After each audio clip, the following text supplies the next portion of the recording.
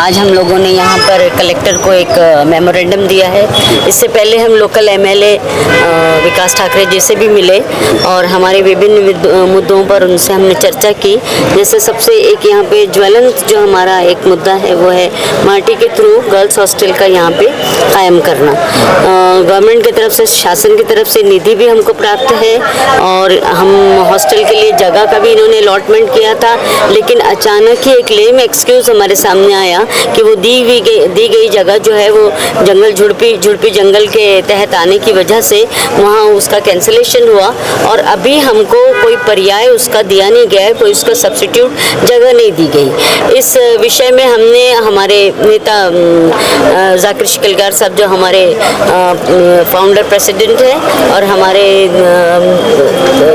असलम बारी सर और हमारी टीम ने, तमाम लोगों ने यहाँ के माइनॉरिटी के जो अध्यक्ष हैं, चेयरमैन हैं आयुक्त के, उनसे भी हमने भेंट की और उनको इस विषय में 2-3 बार मेमोरेंडम भी दिया गया, लेकिन अभी तक हमारा जो हमको जिस तरीके से चाहिए जगह का अलॉटमेंट नहीं होने से ये विषय अभी हमारा पेंडिंग है। एमएमएफ का सिटी प्रेसिडेंट नागपुर का यूसुफ शेख, आपके द्वारा गवर्नमेंट, महाराष्ट्र गवर्नमेंट को ये कहना चाहता हूँ कि 1.5 साल पहले जो माटी के लिए 6 करोड़ 25 लाख रुपए सैंक्शन हुए हैं, लेकिन अभी तक वो धरातल पे कहीं पर भी लागू नहीं हुआ है। और हम जाकिर शिकलगार साहब के नेतृत्व में, असलम बारी सर के नेतृत्व में सब तरफ ये जागृति मुहिम कर रहे हैं और अगर ये काम नहीं हुआ तो हम बहुत बड़ा एक आंदोलन इसके ऊपर में खड़ा करेंगे। इसलिए हम ये चाहते हैं कि अल्पसंख्यक आयोग और माइनॉरिटी मिनिस्टर और महाराष्ट्र सरकार इसकी तरफ में ध्यान दे और जहाँ भी जिला नियोजन अधिकारी है उनको बाकायदा अल्पसंख्यक अधिकारी बनाया गया है, तो वहाँ पर उनकी नेम प्लेट होनी चाहिए। बहुत सारे लोग जाते हैं लेकिन अल्पसंख्यक का कक्ष अधिकारी कौन है ये समझ में नहीं आता। तो ये सब चीज़ें गवर्नमेंट ने बिल्कुल प्रशासकीय लेवल के ऊपर में तड़ाके से डिसीजन लेकर के काम को आगे बढ़ाना चाहिए। मोदी जी का कहना है, मोदी साहब का कहना है कि भाई सर्वांचा विकास, सबका साथ सबका विकास, तो फिर ये चीज़ कहाँ रह गई है? आज रंगनाथ मिश्रा है, आयोग है, सच्चर कमेटी है, महमूदुर रहमान कमेटी है, ये सब के सब ने कहा है कि भाई मुस्लिम समाज दयनीय से दयनीय हालत में पहुंच चुका है और उसका उत्थान करना, प्रगति में लाना, मुख्य धारा में लाना ये बहुत ज़रूरी है। लेकिन हम यानी सरकार कहीं ना कहीं इस चीज़ों के अंदर में पीछे है। हम ये चाहते हैं कि हमारी जो बातें हैं वो सरकार सुने और हमारे लिए सहानुभूतिपूर्वक कदम उठाए। मैं महामाइनॉरिटी एनजीओ फोरम का जिला सचिव रफीक शेख।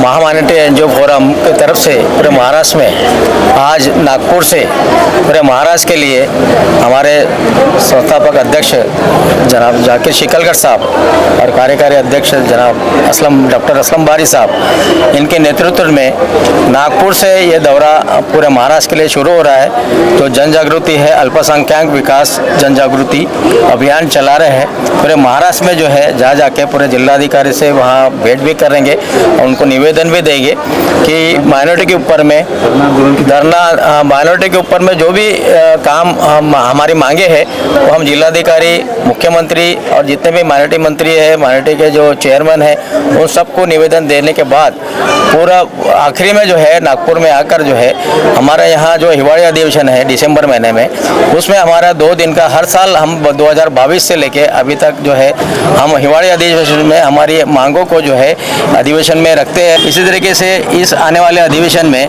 हम 15 और 16 दिसंबर को 2 दिन का हमारे यहाँ धरना कार्यक्रम रहेगा।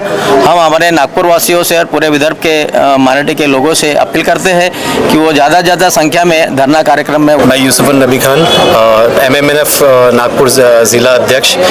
मैं आज बहुत ज़्यादा खुश हूँ कि हमारे founder president doctor Zakir Shikalgar साहब और असलम बारी साहब के नेतृत्व में आज धरना यहाँ पे कई बातें फाइनल हुई है, जिसमें 15 और 16 दिसंबर का धरना प्रदर्शन होगा।